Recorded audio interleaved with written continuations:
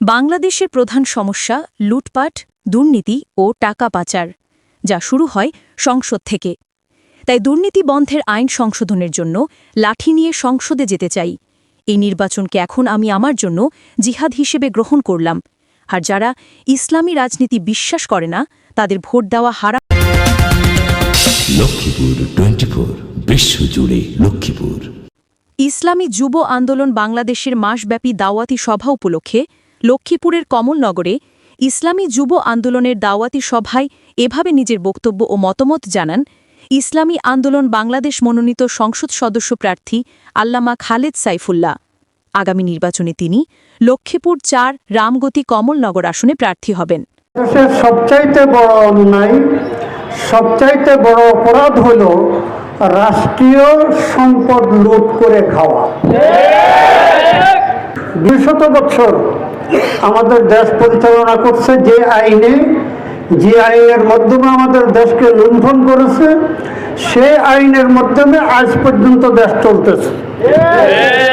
তার একটা উদাহরণ দেই, যে আমাদের দেশে যে উন্নয়নমূলক বড় প্রকল্প কাজগুলো হয়, এগুলো টেন্ডারের মাধ্যমে হয়। এটার নাম রাখা হয়েছে টেন্ডারবাজি। কি?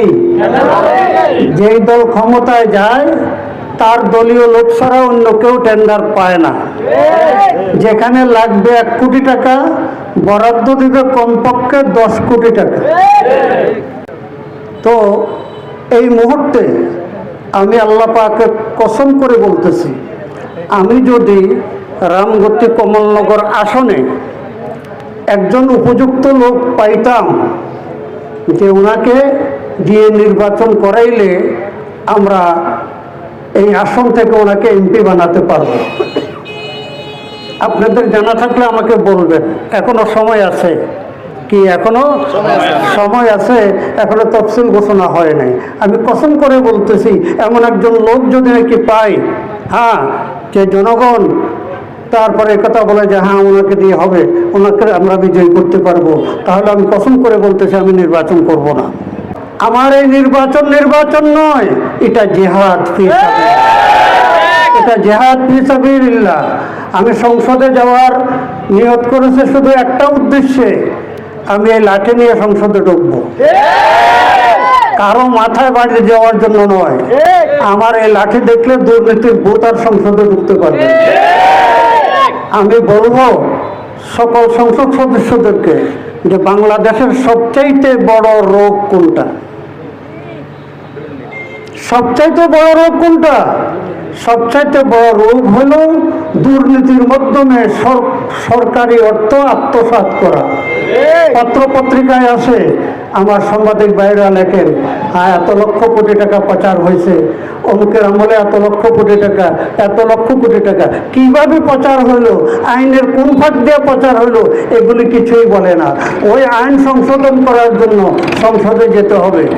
এখন মাঠে শুধুমাত্র ইসলাম বিরোধী একটা শক্তি। আগে 2টা শক্তি ছিল। একটা শক্তি বলতো আমরা ইসলামী মূল্যবোধে বিশ্বাসী, ইসলামী মূল্যবোধের মূলা জোলাইয়া মুসল্লিদের ভোট নিত।